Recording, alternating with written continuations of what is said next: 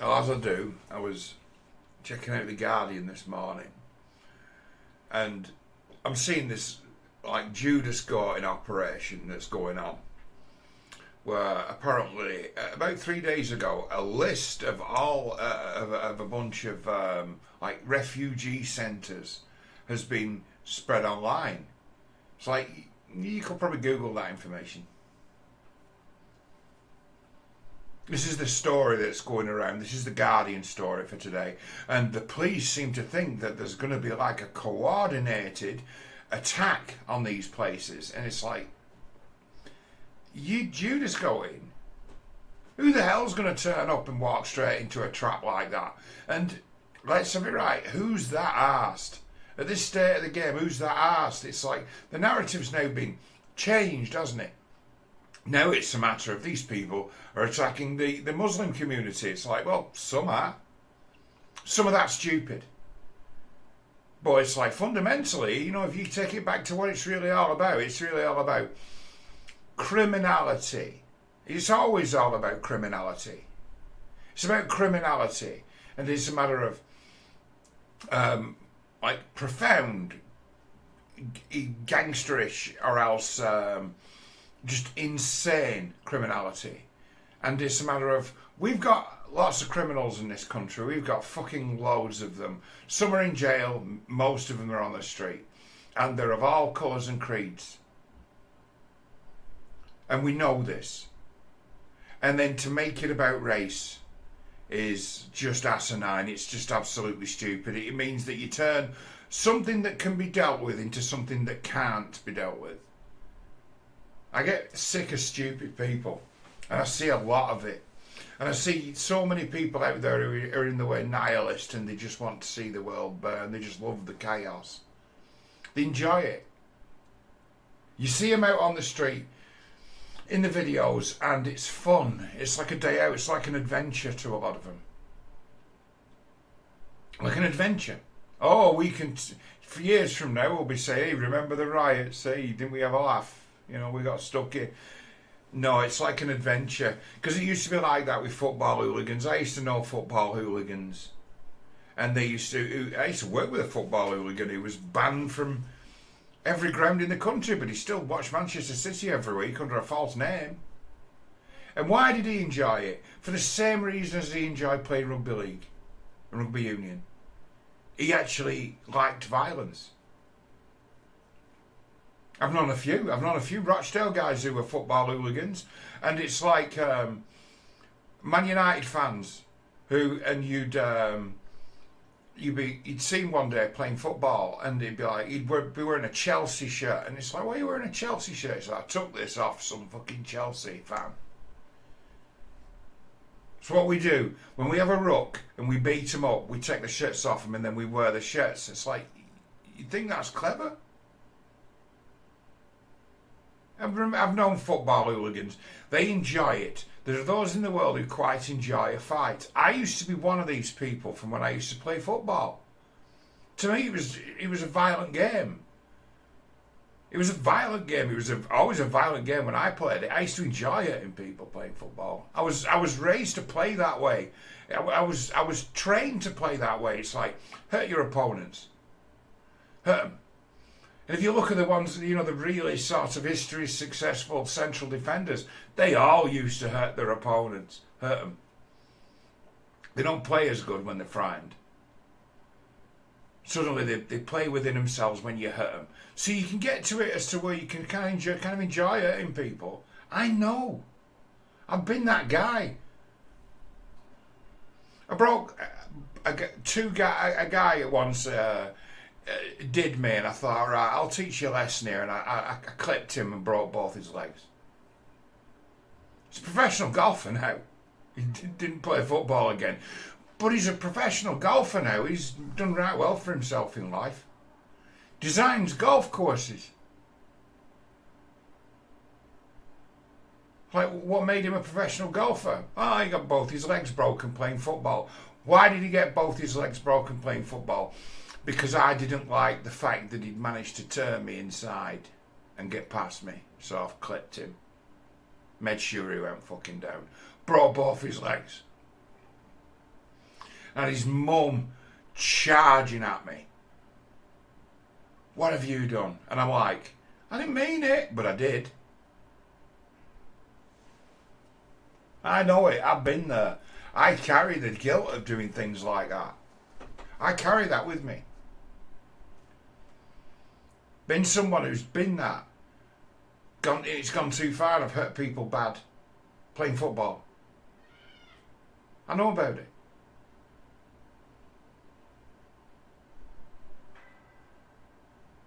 It's like, in some regards, I mean, my health's failed, but it's like in the past, I'm someone who can keep a lid on violence. I've grown up. I've learned. I can keep a lid on it. There's never an excuse for it. You always feel bad after it. But saying that, I've taken as many licks I didn't deserve as ones I gave out. It's not the answer to anything. Just leaves you years later and you think back to when you were younger and all you can remember is the shame of some of the things you did. Never leaves you. You'll never forget. You've hurt someone for fun. And there's just a part of your soul that just never forgets having done it. You're always paying the price. You're always, in yourself, know that you're a cunt. Know that you've done bad things. Know that you've been a villain. And it's like,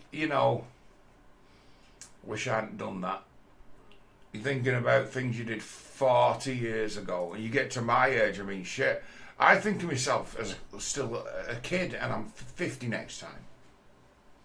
50. It seems like 5 minutes ago when I was 16. It really does. It seems like yesterday. Always been smart, me, but not always sensible.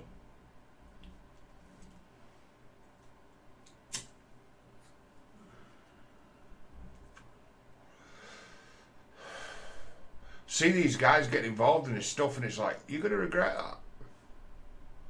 It's going to be a source of shame for the rest of your life of things you've done. Think anyone wants to hear the story about you looting that Greggs or setting that vehicle on fire? And he'd be like, arson. Oh, you go to prison for a long time for that. That's a major crime. Arson. A lot of arson been going on, isn't there? And it'd be a matter of when things have got carried away, people have set fire to things and then they get themselves in front of the police come and get them. And they think, oh well, I'll get a slap on the wrist, and they say, you're looking at 20 years. Excuse me? Well, yeah, arson. Now I realise that the price of setting something on fire and endangering life is like a serious crime. And can you understand why?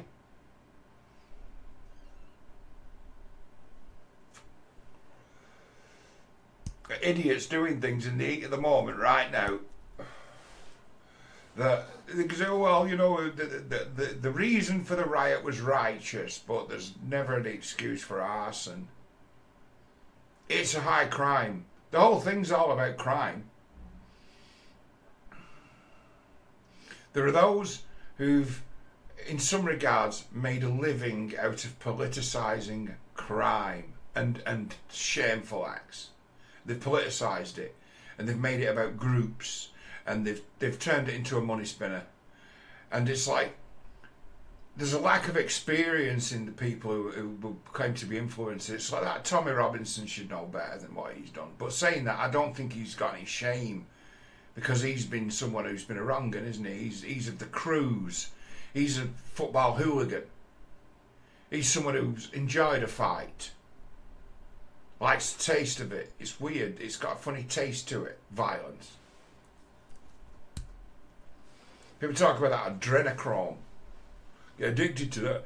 It's not so different to getting addicted to violence and fear and dishing out punishment. That's kind of what it is.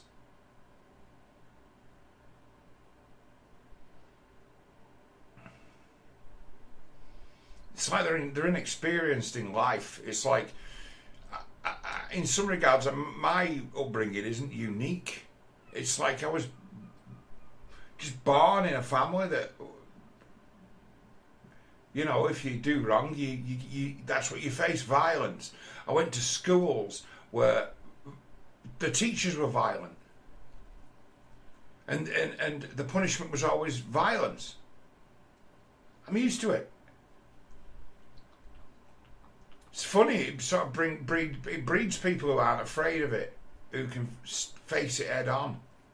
And then you get this where they've changed the world as to where now you can't give someone a clip round the ear or when they run their mouth at you. Well, once upon a time you could and nobody'd say nothing.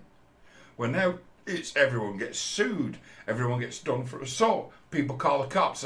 People call the cops when they've deserved a punch in the face for what they've done or said. And then suddenly they're a victim of violence. And it's like, oh no, violence. Well, I'm not from that world. I'm from the world where you generally get what's coming to you. You've got to watch what you say around certain people because they will take you to task. These people I knew, common, who take you to task, most of them are dead now through old age. That generation died out.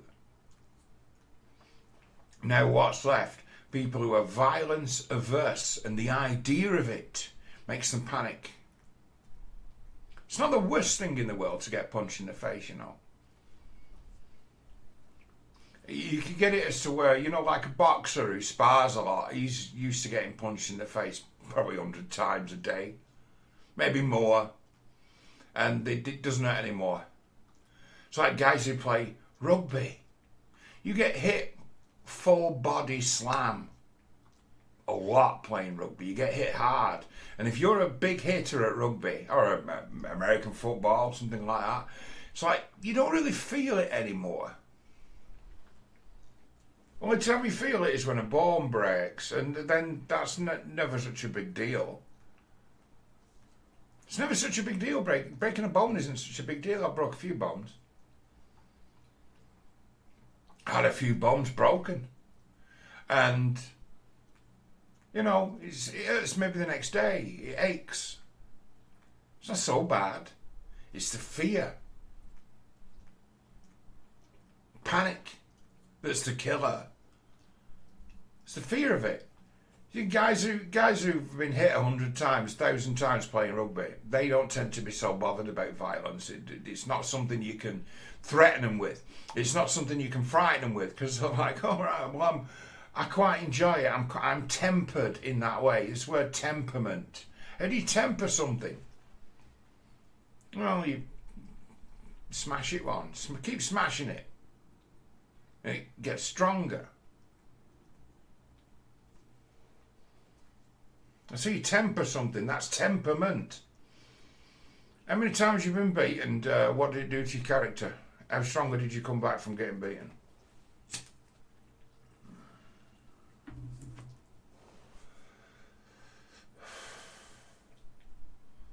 It's like there's a discipline. I sound like John Miles, don't I? I sound like I'm quoting like Conan the Barbarian. Just realised it. But there's some sense to it. How well do you come back from a beating?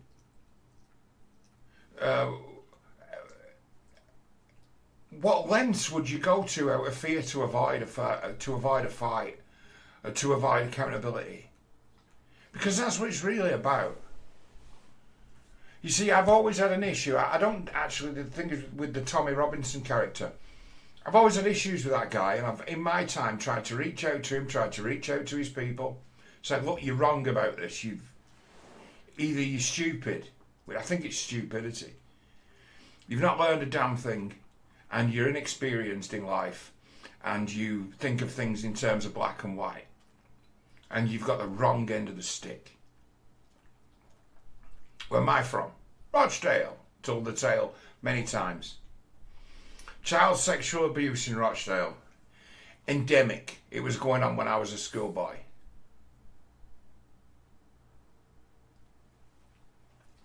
So I had a conversation, me and a friend of mine, a couple of months ago with George Galloway. Sat down talking to George Galloway. And he'd recently been, he had a meeting with a guy called Billy Howarth, who He used to be in with the Tommy Robinson crew, but he isn't anymore. Parents Against Grooming. He's a victim of child sex abuse. And then he goes to George and he basically lays down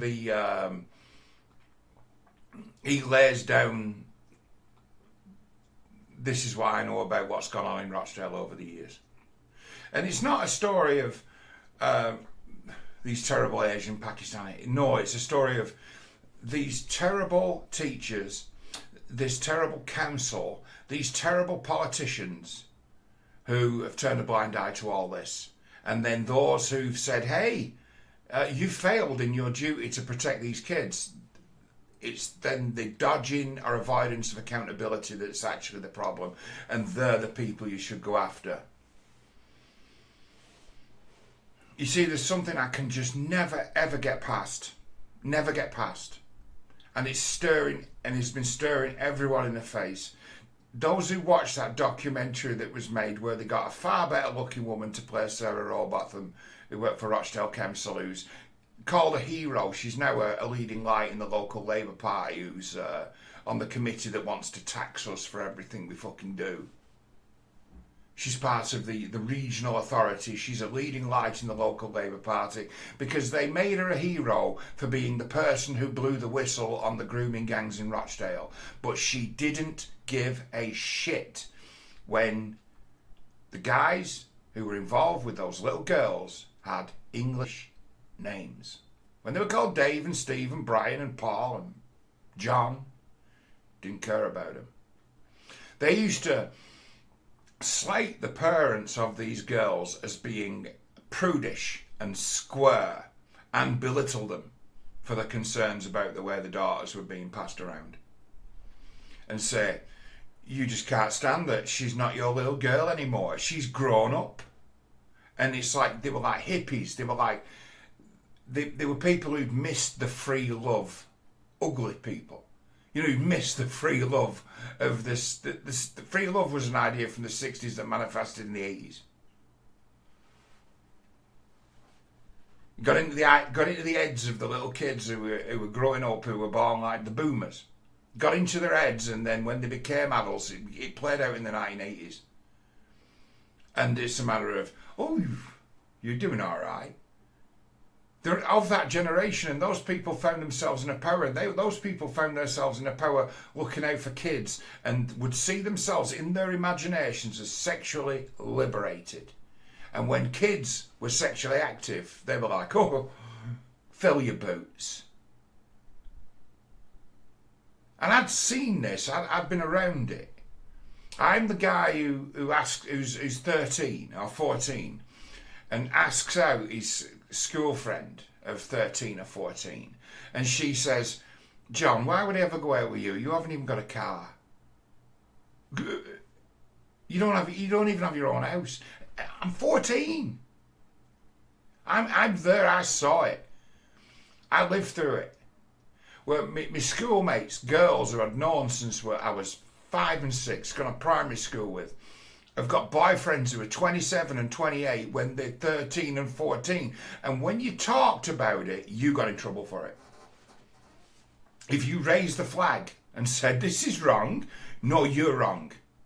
You've got a problem. It's because you're not getting any. It's because you're jealous. And it's like, you people are just pervs, aren't you? You don't care. This is endemic.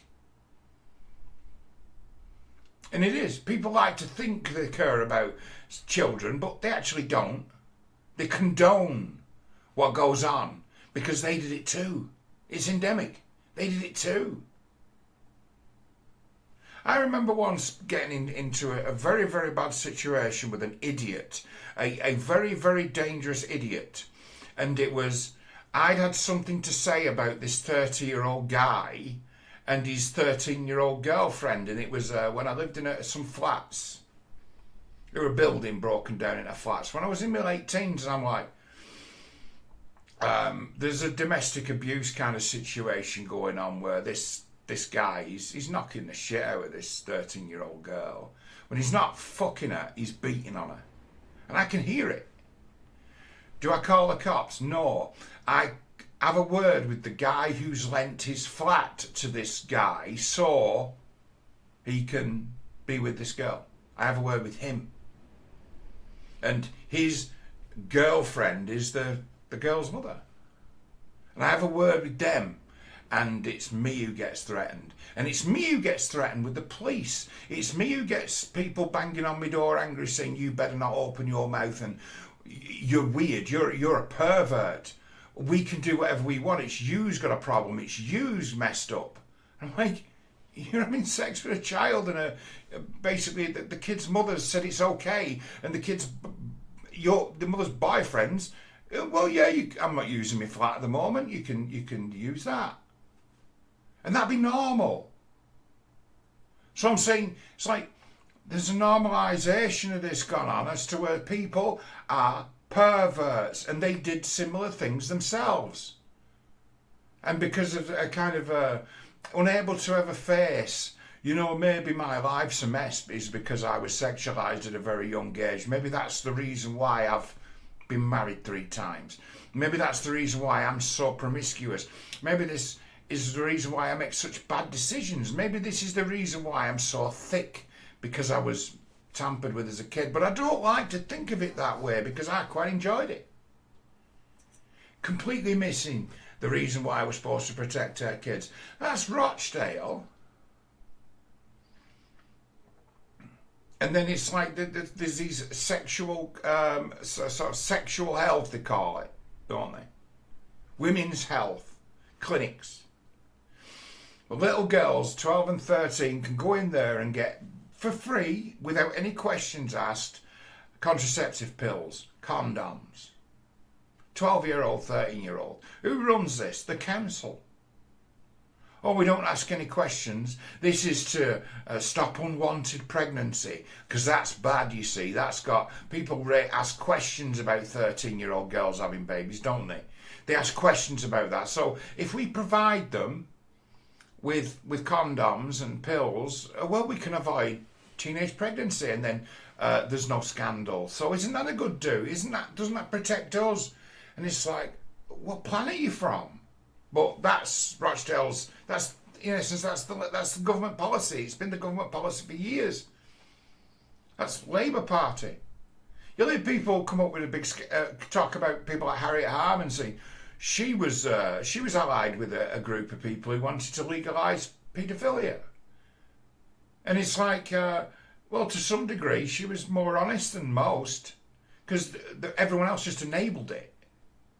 She actually stood up and sort of championed it, saying, maybe we should just take it off the table because it's going on anyway.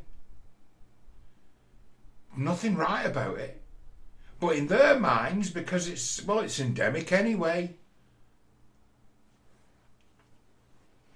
You get it where suddenly the names of the guys using the girls are all Pakistani names. And then suddenly it's called a grooming ring, and suddenly it's called a scandal.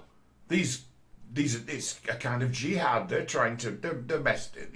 This comes out, and it's a matter of who hatched this. Rochdale, huh? A local politician. Who hatched this? Who made it all about race? Who brought it to the attention of the authorities when previously it was just all good, clean fun? Mother and father of wayward girl, you just need to get with it. You're just prudish squares. Who wasn't having sex when they were 13 years old? And these are people in authority to look after their kids. That's what it's about. And it's like, it's far worse an issue, because it also goes hand in hand with the terrible mental health crisis that we have in this country. It goes hand in hand with that, because these kids don't know any better when they're active like that, and then they're 24 and 25 and 26 and they've got severe psychological problems because of this. So, but they don't know that that's what's going to happen in the future. They don't know what's going to happen in the future.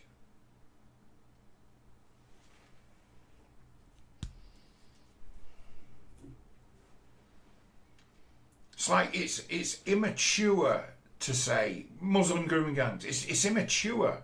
It's naive. It's like they were wrong, but they were caught offside. But they were the first ever to get caught offside. First ever. If you start digging deeper, you find out that, well, in Rochdale, certain officials for the council and politicians were using children's homes like brothels. But they weren't abusing little girls, they were abusing little boys. Didn't get much attention at all, no one really cares about that, do they? But as soon as you get it as to where it's like, oh, these are Muslim men, and it's like, yeah, taxi drivers. Bent taxi drivers who like using prostitutes. That's been a thing in Rochdale for 30 years.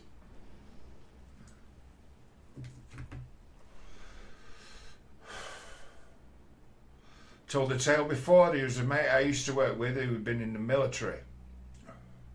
Been a soldier. But he hadn't been a soldier, he wasn't in the British Army, he was in a foreign army. And he said to me, he says, the thing that makes Rochdale a shithole is all the prostitutes walking the streets. Well, you are? I've never noticed anything like that. I said, well, you wouldn't. Because you're naive. You don't understand. And he was breaking the law because he says, well, I'll show you. So he went cruising. He said, well, I'll show you. And he's driving down about 8 o'clock at night, Molesworth Street, Rochdale. He says, she's on game. I'm like, you're joking, that's just some girl on the way home from work or something.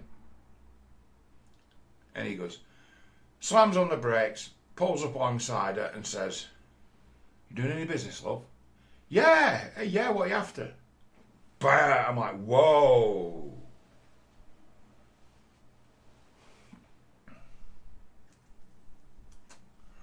Why did he know that? Oh, well, he'd been in military. Culture of the military was use prostitutes, certainly in the Navy. There's guys I know who used to be in the Navy, and they'll talk about what they used to get up to when they were young as if it was nothing. As if it was like some open and shut case. Just part of the life. There's a mate of mine's dad who said once, you know, we were going out and it was New Year's Eve and we were all in the kitchen having a drink. And he says, you know, I used to like to break in the new year with a good whore. And he talked about it as if it was absolutely nothing. And he'd be like, why? Well, every port of call he went, not Britain, because we don't have brothels, or not officially. We have plenty of brothels, but not officially. To this day, there's brothels in every town in this country. We just don't talk about it. We pretend. It's like, at the same time, we pretend that we live in a country with laws. We pretend that everything's above board, but you can just pick up your telephone and you can order drugs and they arrive on your doorstep. They get delivered. Drugs everywhere. The place are washing cocaine. I heard it said the other day that Britain's the second biggest cocaine market in the world. And I'm like, well, yeah, that makes sense. There's a mate of mine knows about it he's set against it and he's a publican and he gets it, he sees all these people, he sees this cocaine thing everywhere and he banned anyone from, if he sees signs that you're like shit-faced on cocaine, you get barred from his pub. And he has signs outside the place. If he gets a whiff of anyone using cocaine or moving it around in this place, I'll buy you for life and you'll never be allowed back in this place.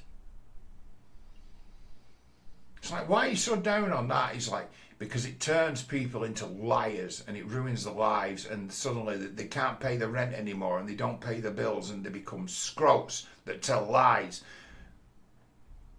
And it's due to the cocaine.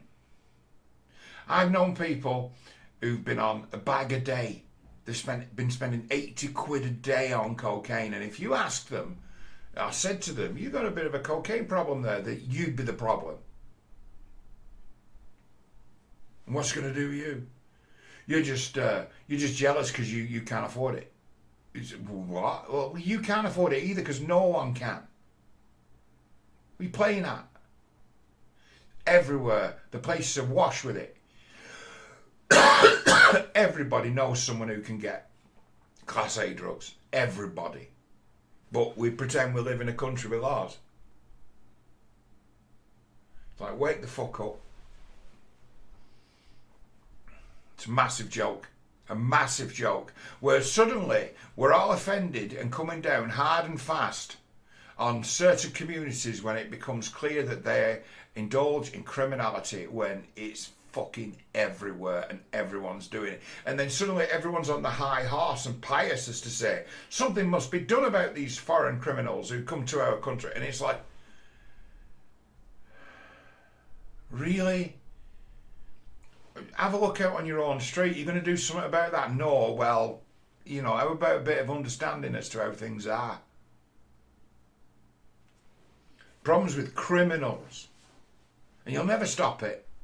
But it's a matter of, in the past, we've lived in a world that kind of, if you like, rewarded discretion for people getting up to vice. We did. It rewards discretion. And from rewarding discretion, it then became normalised in the language. Oh, you're just a square. You just can't accept the fact that your 13-year-old girl's become a woman. She's outgrown you. It's you who's got a problem. She's living her life. This is the language of the Labour politicians circa 1995 to 2000 when they got into power. This is what they were talking like. It's your problem. You just can't handle the fact that girls mature a lot faster than boys. She's a woman now. You have to respect her choices. It's like, she's fucking clueless. She's a child. No. She's grown up now. She's making informed decisions. This is what they used to talk like. This is the Labour Party. Who were these people? Boomer hippies raised in the 1960s. It was the attitude that they had towards sex. And child sex. The only thing, it was going on everywhere, but talking about it, massive taboo, get you in a lot of trouble. Talking about it, get you in a lot of, not taking part in it. You know, that you'll be enabled. The state would enable it. You get no trouble for it. They come down hard on those looking to try to point the finger. I used to remember David Icke always going on about these celebrities and politicians are paedophiles. And he'd be like, I used to think of it as like, it's a bit of a cheap shot really, that, isn't it? It's like if we start pointing the finger at that, we're going to be pointing the finger at just about everybody. If the lid gets off this and we start pointing fingers about this, we'll come to realise that the illusion we have of a civilised society that looks after its children is just fake. How can I talk like this? Well, scout leader used to work for the council, used to work in a children's home, but he was also a scout leader. He made efforts to groom me in a gay way when I was 7 years old, and no one did anything about it. In fact, he was enabled. If the teacher said they had no idea that he was a paedophile, they're just lying. They just decided to turn a blind eye. They just couldn't believe it true because they were too naive and stupid.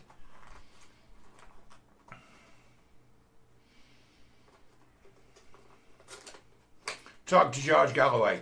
He was molested by a guy in what would be like the army cadets when he was a kid.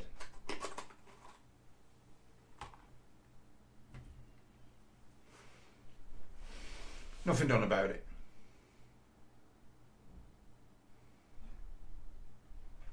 I named the name of the guy who abused me when I was 7. And he'd heard of him. Why? Because Billy Howarth had fucking handed him a dossier with this guy's details. He's been actually caught red-handed or in trouble or arrested. He's dead now. He died in prison. But it's like he got done for about 8 of these incidents when he had thousands of victims. Thousands. Thousands of victims. well known. And it's like, what did he do? Oh, he ran a children's home for the council and was a scout leader. And he abused more or less everybody he was able to ever get his hands on. Why was nothing ever done? So where's the failure? Who's to blame? Got an endemic problem that's enabled by the council, by the government. It's them who's accountable, not the Pakistani Muslim community, because one day the names of the guys who were involved with the girls changed to being Abdul, and so then it becomes a problem. It's like fucking hypocrites. Right from the start, I haven't changed my tune on this topic. I've been right all along about it. When it became expedient, suddenly something was said.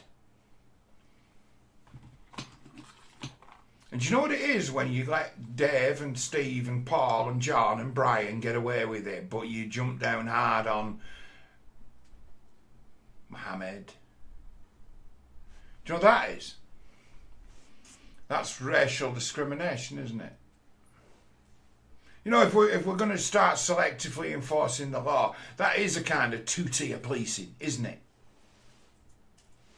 And it's always been that. And whenever I've tried to make the case to those people who were making wages out of sowing division, when I've tried to make the case to them, what do they say about me? Oh, don't listen to him. Avoid this guy. In the past, when I've tried to reach out to Tommy Robinson and say, look, I think you've got this wrong here. You're just a bit naive about what this country is. First thing I asked to Tommy Robinson, if I was ever to get to talk to him, he said, well, how old were you when you lost your virginity? What? Yeah, ask him the hedge porn question. How old were you when you were first exposed to pornography? 9?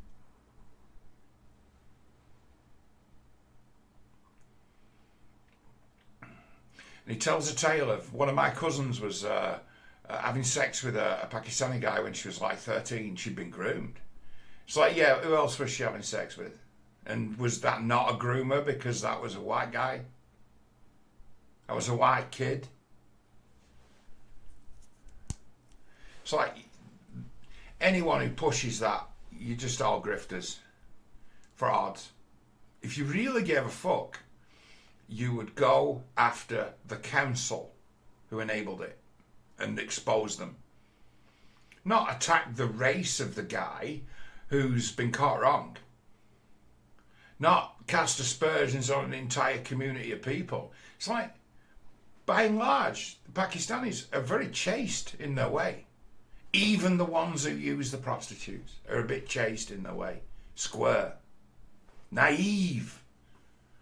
You know, you're naive if you use prostitutes, and I don't care if they're 13. If you're grooming or you're having sex with, you're using prostitutes and you're having sex with girls who are 12 and 13, you are a fool. You are naive that they haven't got power over you. Who's really in charge of this situation? It's a two-way street. People are not legally accountable, are they? When they're young, when they're kids.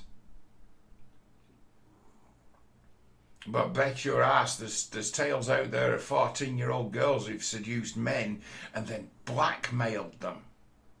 Had a hold over them. Been the ones in charge. It happens, it's a thing. You might say, oh, John, no, that never happens. You want to bet? I used to go to school with girls who were 13 and 14 and sexually active and going out with guys who were in the 20s. And these guys who were in the 20s were not impressive. They weren't men. They were children. They were immature, naive, and they were doing them for every penny they could get out of them. Been there, seen it. So got to school with a girl who used to never shut up about her boyfriend, how brilliant he was. And it took me ages to put two and two together who this guy was. Oh, my boyfriend. Shane. My Shane. He's this and he's this and he's this. He wasn't any of those things. Once I put two and two together as who he was, it's like, oh my God, Amy, it's like he's a fucking idiot. It's like he's going out with you because no one in this world, in their right mind, would see him other than being a fucking loser. But to a 14-year-old girl, that man every week has got £100 in his pocket to spend seems like fucking Mr. Bojangles, doesn't he? It's like, grow up, people.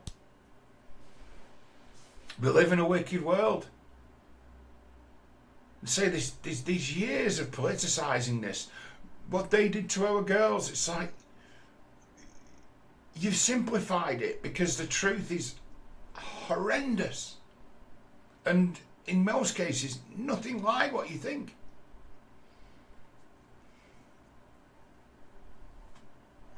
Something I can look back on with, in some regards, relief and pride, is that I never got involved in any of that stuff. Why? Because I was strongly worded by my mother when I was a kid. Strongly worded. You don't get involved with that. Knowing that it goes on. You don't get involved with that. And if I ever find out you have, there'd be more than trouble.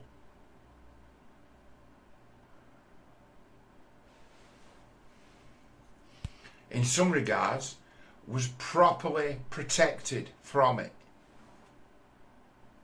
But you get mothers with daughters, and people don't say it. Daughters learn some horrendous tricks from their evil mothers.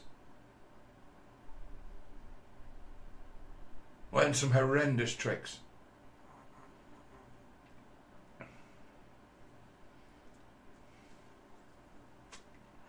I've known women proud of their 12-year-old daughters, so she's got herself a man. I've known it. All ends in disaster, but hey, you know, well, I feel like a hypocrite if I said something because I was shagging around when I was 12 as well.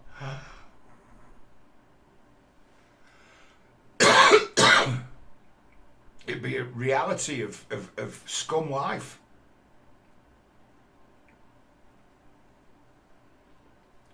We don't talk about it. Oh, but when Abdul's doing it, it's the Muslims, it's the religion. Like, are you for real? You haven't got the brains you were born with. You haven't got eyes to see or ears to hear. You choose not to see things. You choose not to notice. And it means you're an idiot.